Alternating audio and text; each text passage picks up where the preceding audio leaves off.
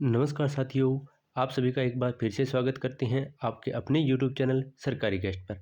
अगर आप भी हरियाणा पुलिस या हरियाणा के किसी भी एग्ज़ाम की तैयारी कर रहे हैं जिसमें इंडिया जीके पूछा जाता है, तो यह सीरीज़ आपके लिए बहुत ही इंपॉर्टेंट रहने वाली है, क्योंकि इस सीरीज़ में हम सभी के सभी प्रीवियस ईयर क्वेश्चनों को सोल्व करेंगे जो कि अभी तक एचएसएससी के द्वारा किसी न किसी एग्ज़ाम में जो क्वेश्चन पूछे गए हैं इंडिया जीके के, तो उन क्वेश्चनों को हमने प्रैक्टिस सेट के माध्यम से कवर कराने की कोशिश की है।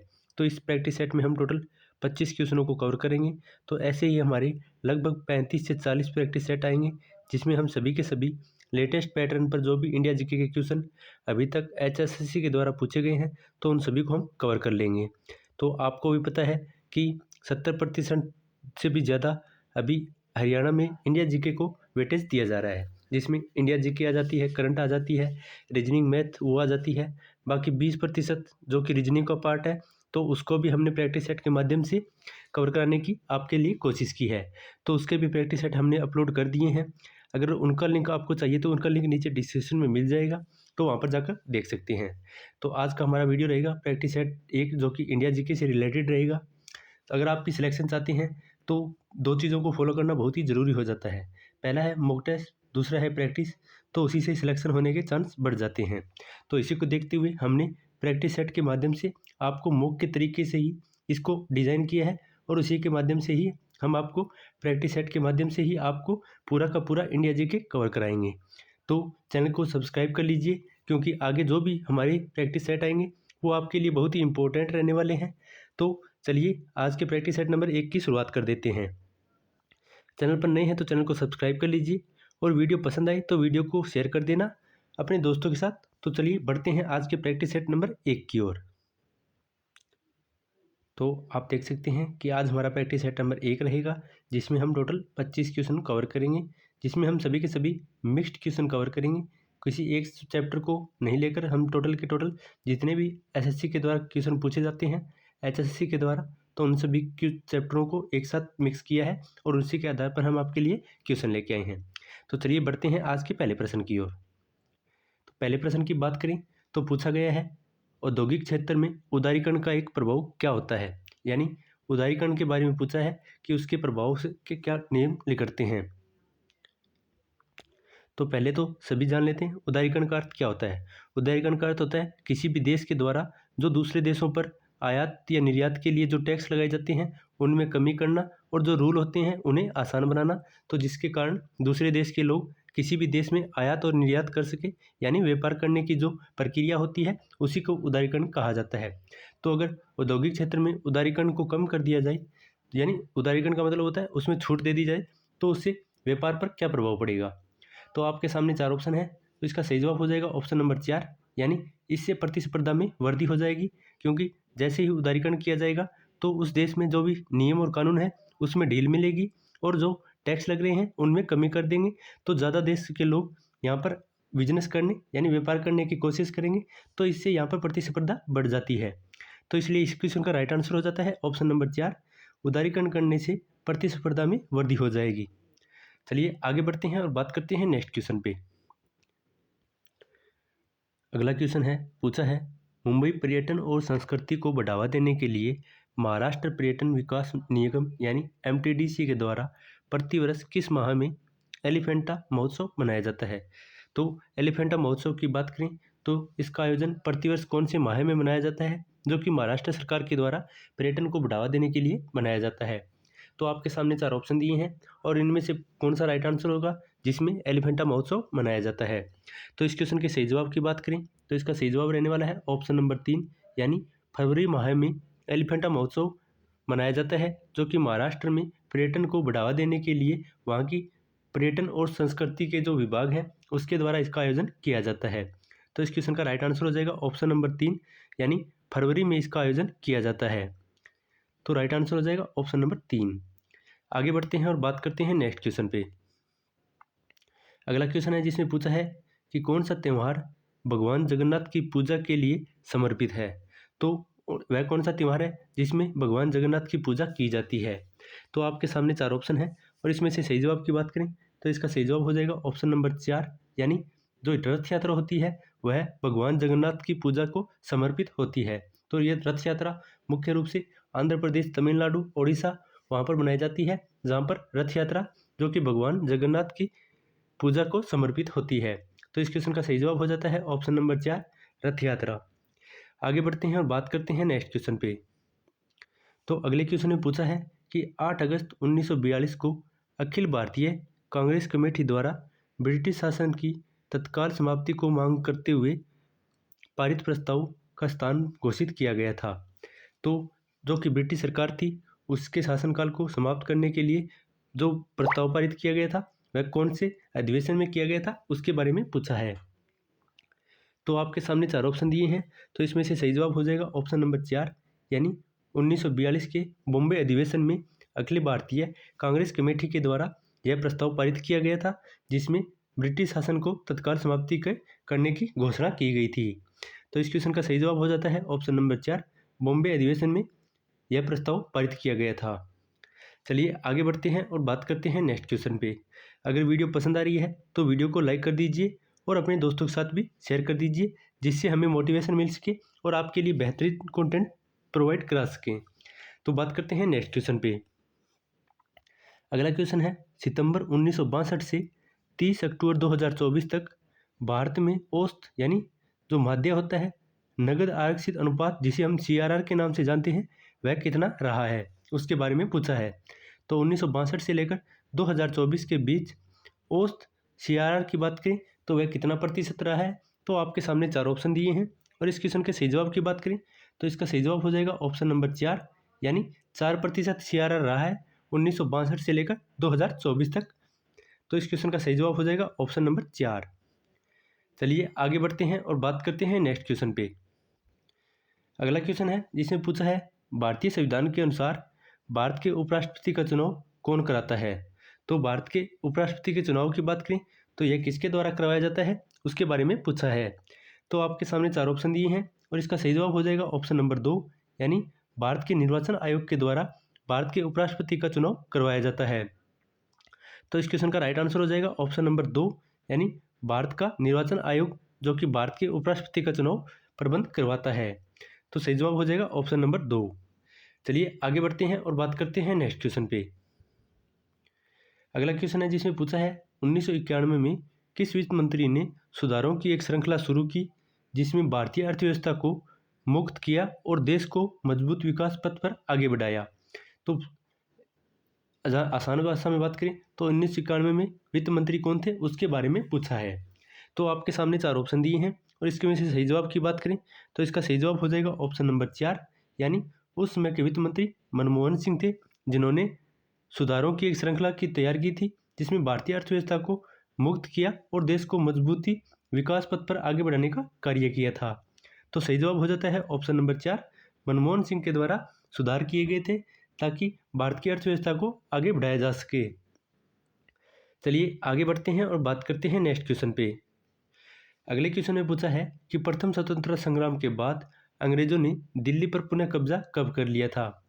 तो प्रथम स्वतंत्रता संग्राम के बाद अंग्रेजों ने दिल्ली पर कब्जा कब कर लिया था उसके बारे में पूछा है। तो आपके सामने 4 ऑप्शन दिए हैं और इसका सही जवाब हो जाएगा ऑप्शन नंबर 2 यानी सितंबर 1857 के बाद अंग्रेजों ने दिल्ली पर पुनः कब्जा कर लिया था। तो सही जवाब हो जाता है ऑप्शन नंबर 2 सितंबर 1857 में। आगे बढ़ेंगे और बात करेंगे नेक्स्ट क्वेश्चन पे। अगले क्वेश्चन की बात करें तो इसमें पूछा है कौशल और नौकरी की अपेक्षाओं के बीच असंगतता को होने पर किस प्रकार की बेरोजगारी उत्पन्न हो जाती है। तो कौशल और रोजगारी की जो अपेक्षाओं के बीच जो असमानता आती है तो उससे होने वाली बेरोजगारी के बारे में पूछा है कि वह बेरोजगारी किस प्रकार की उत्पन्न हो जाती है। तो आपके सामने 4 ऑप्शन दिए हैं और इसके सही जवाब हो जाता है तो ऑप्शन नंबर 4। तो उस बेरोजगारी को हम संरचनात्मक बेरोजगारी के नाम से जानते हैं। तो कौशल और रोजगारी की अपेक्षाओं के बीच असंगतता के होने कारण जो बेरोजगारी उत्पन्न होती है उसे हम संरचनात्मक बेरोजगारी के नाम से जानते हैं। तो राइट आंसर हो जाता है ऑप्शन नंबर 4 संरचनात्मक। आगे बढ़ेंगे और बात करेंगे नेक्स्ट क्वेश्चन पे। अगला क्वेश्चन है जिसमें पूछा है मणिपुरी संगाई महोत्सव जिसका नाम इस राज्य की राजकीय पशु संगाई के नाम पर रखा गया है तो इसकी शुरुआत कब की गई थी। तो संगाई महोत्सव की बात करें तो यह मणिपुर का एक महोत्सव है जिसकी शुरुआत कौन से वर्ष में की गई थी उसके बारे में पूछा है। तो आपके सामने 4 ऑप्शन दिए हैं और इसका सही जवाब हो जाता है ऑप्शन नंबर 2, यानी सन 2010 में संगाई महोत्सव की शुरुआत मणिपुर में की गई थी, जो कि एक वहाँ के राजकीय पशु है संगाई, उसी के नाम पर इसकी शुरुआत की गई थी 2010 में। तो इस क्वेश्चन का राइट आंसर हो जाता है ऑप्शन नंबर 2, 2010 में संगाई महोत्सव की शुरुआत की गई थी। आगे बढ़ेंगे और बात करेंगे नेक्स्ट क्वेश्चन पे।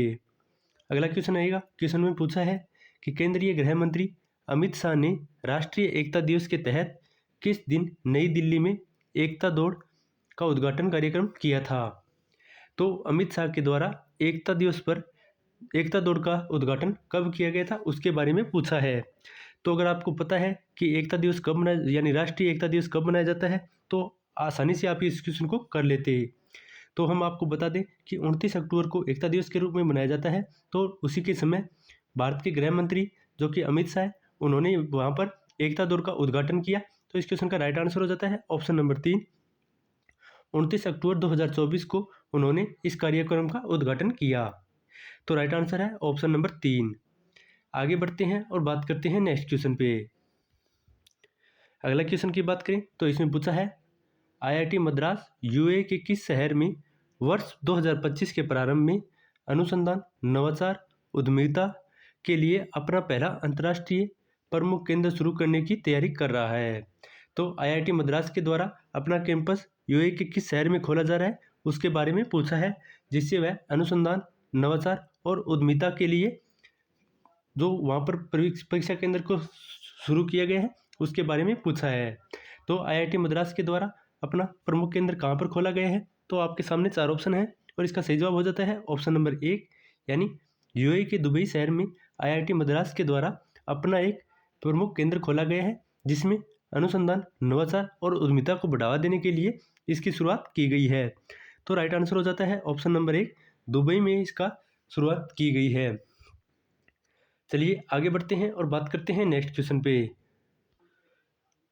तो अगला प्रश्न है जिसमें पूछा है कि वर्ताकार पथ पर गतिमान कण के रेखीय वेग को स्थिर रखते हुए जैसे जैसे हम वर्ताकार पथ की त्रिज्या घटती जाती है तो अभिकेंद्रीय त्वरण पर क्या प्रभाव पड़ता है उसके बारे में पूछा है कि वर्ताकार पथ की अगर त्रिज्या घटती है तो उसके अभिकेंद्रीय त्वरण पर क्या प्रभाव पड़ता है, तो उसके बारे में पूछा है।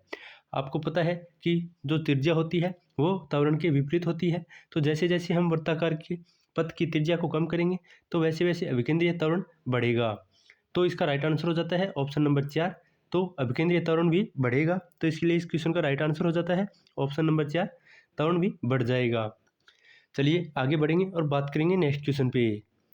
अगला क्वेश्चन आएगा, क्वेश्चन जिसमें पूछा है कि 1857 में प्रथम स्वतंत्रता संग्राम के दौरान नाना साहिब की विद्रोही सेना को पराजित करने वाले ब्रिटिश अधिकारी में से कौन सा एक था। तो नाना साहिब ने जो 1857 की क्रांति का जो उन्होंने नेतृत्व किया था, तो उन्होंने कानपुर से किया था और उनको पराजित किसने किया था, तो उस अधिकारी का नाम पूछा है। तो आपके सामने 4 ऑप्शन दिए हैं और उसमें से बात करें तो वो अधिकारी कौन थे, तो इसका राइट आंसर हो जाता है ऑप्शन नंबर 3, यानी मेजर जनरल हेवलॉक के द्वारा वहाँ पर जो नाना साहिब की सेना थी उसको पराजित कर दिया गया था। तो इस क्वेश्चन का सही जवाब हो जाता है option number 3, major general Havelock के द्वारा उन्हें पराजित कर दिया गया था। तो इस क्वेश्चन का सही जवाब हो जाएगा ऑप्शन नंबर 3। चलिए आगे बढ़ते हैं और बात करते हैं नेक्स्ट क्वेश्चन पे। अगला क्वेश्चन है कि भारत में कौन सी एजेंसी पंचवर्षीय योजना तैयार करने के लिए जिम्मेदार है। तो पंचवर्षीय योजना की बात करें तो इसे कौन तैयार करता है उसके बारे में पूछा है। तो आपके सामने 4 ऑप्शन है और इसका सही जवाब हो जाता है ऑप्शन नंबर 3, यानी योजना आयोग, जो कि पंचवर्षीय योजना को तैयार करती थी। अब उसे 2014 के बाद नाम बदल कर उसे नीति आयोग में परिवर्तित कर दिया गया है। तो अभी इसे नीति आयोग के नाम से जाना जाता है, जो पहले योजना आयोग के नाम से जानी जाती थी। तो इस क्वेश्चन का सही जवाब हो जाएगा ऑप्शन नंबर 3, यानी योजना आयोग के द्वारा पंचवर्षीय योजनाओं को तैयार किया जाता था। तो चलिए आगे बढ़ेंगे और बात करेंगे नेक्स्ट क्वेश्चन पे। अगला क्वेश्चन है जिसमें पूछा है कि स्वर्ण सिंह समिति की संस्तुतियों ने भारतीय संविधान में निम्नलिखित में से किसे जोड़ा गया।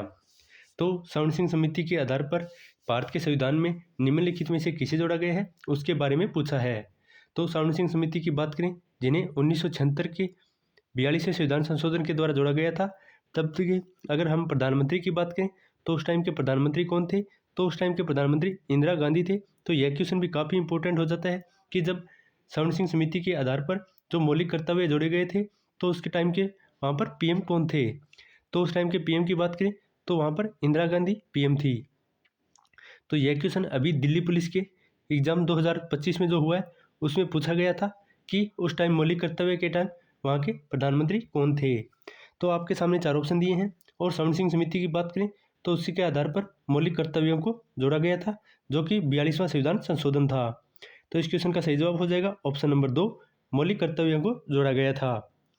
चलिए आगे बढ़ते हैं और बात करते हैं नेक्स्ट क्वेश्चन पे। तो अगला क्वेश्चन है, इसमें पूछा है भारत के मुख्य निर्वाचन आयुक्त का कार्यकाल कितना होता है। तो भारत के मुख्य निर्वाचन आयुक्त की बात करें तो उसका कार्यकाल कितना होता है तो उसके बारे में पूछा है। तो आपके सामने 4 ऑप्शन दिए हैं और इसका सही जवाब हो जाता है ऑप्शन नंबर 3, यानी 6 वर्ष या 65 वर्ष की आयु तक जो भी पहले हो वह निर्वाचन आयुक्त का कार्यकाल हो जाता है। तो इस क्वेश्चन का सही जवाब है ऑप्शन नंबर 3, यानी 6 या 65 वर्ष जो पहले हो जाता है वही उसका कार्यकाल माना जाता है। तो सही जवाब हो जाएगा ऑप्शन नंबर 3। चलिए आगे बढ़ते हैं और बात करते हैं नेक्स्ट क्वेश्चन पे। अगले क्वेश्चन की बात करें तो इसमें पूछा है कि ग्रामीण क्षेत्रों में महिलाओं और बच्चों का विकास, जिसे हम DWCRA के नाम से जानते हैं, तो इस कार्यक्रम की शुरुआत कौन से वर्ष में की गई थी उसके बारे में पूछा है। तो महिलाओं और बाल विकास यानी बच्चों का जो विकास है उस कार्यक्रम की शुरुआत कब की गई थी। तो आपके सामने 4 ऑप्शन है और इसका सही जवाब हो जाता है ऑप्शन नंबर 2, यानी सन 1982 में महिलाओं और बच्चों का विकास कार्यक्रम की शुरुआत की गई थी। तो इस क्वेश्चन का सही जवाब हो जाएगा ऑप्शन नंबर 2, 1982 में इस कार्यक्रम की शुरुआत ग्रामीण क्षेत्रों में की गई थी। चलिए आगे बढ़ते हैं और बात करते हैं नेक्स्ट क्वेश्चन पे। अगले क्वेश्चन की बात करें तो इसमें पूछा है कि प्रधानमंत्री की आर्थिक सलाहकार परिषद के अध्यक्ष के रूप में अपनी भूमिका के लिए जाने जाने वाले किस प्रमुख भारतीय अर्थशास्त्री जो कि 1 नवंबर 2024 को 29 वर्ष की आयु में निधन हो गया था। तो भारत के अर्थशास्त्री की बात की गई है जो कि प्रधानमंत्री के आर्थिक सलाहकार परिषद के अध्यक्ष थे। तो उनकी मृत्यु हो गई है 1 नवंबर 2024 को। तो वह पूछा है कि वह भारतीय अर्थशास्त्री कौन थे। तो आपके सामने 4 ऑप्शन दिए हैं, तो इसमें से सही जवाब की बात करें तो इसका सही जवाब हो जाएगा ऑप्शन नंबर 2, यानी विवेक देबरॉय थे जो कि भारतीय अर्थशास्त्री थे और 1 नवंबर 2024 को 69 वर्ष की आयु में उनका निधन हो गया। तो इस क्वेश्चन का सही जवाब हो जाता है ऑप्शन नंबर 2, विवेक देबरॉय।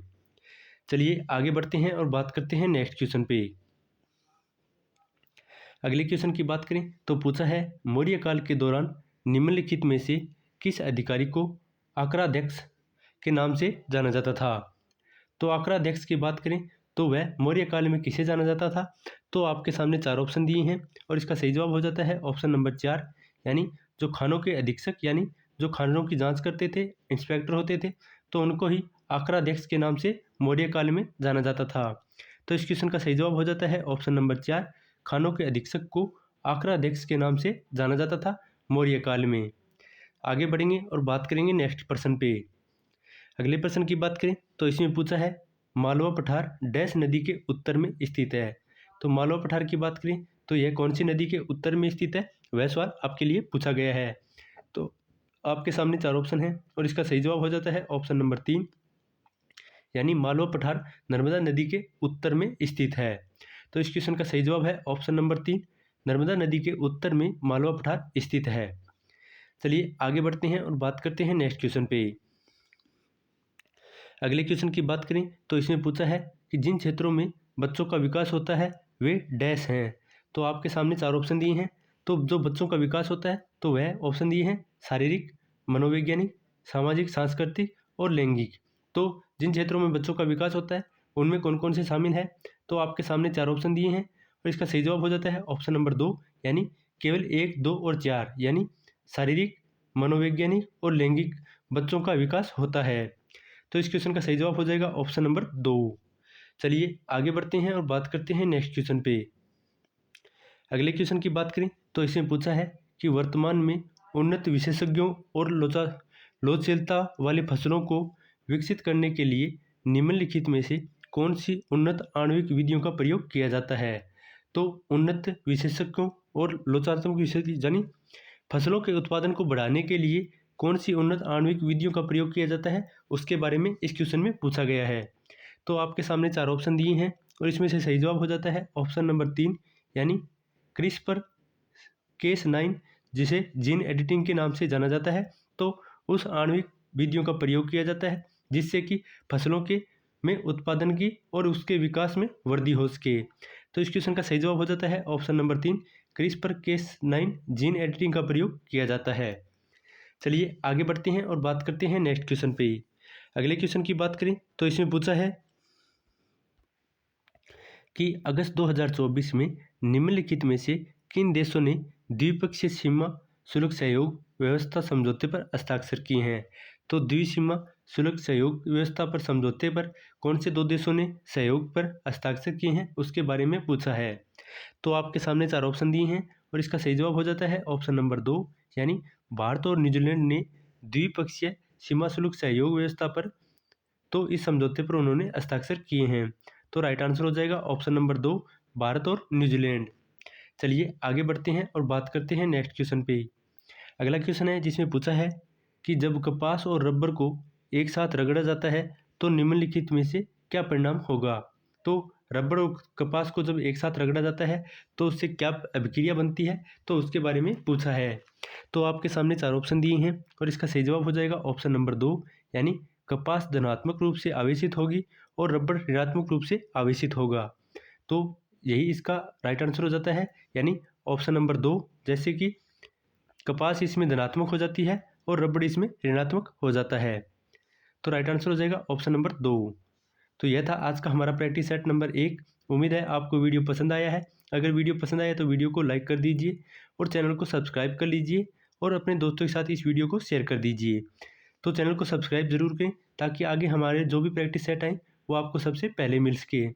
तो मिलते हैं एक नई वीडियो के साथ, तब तक के लिए धन्यवाद।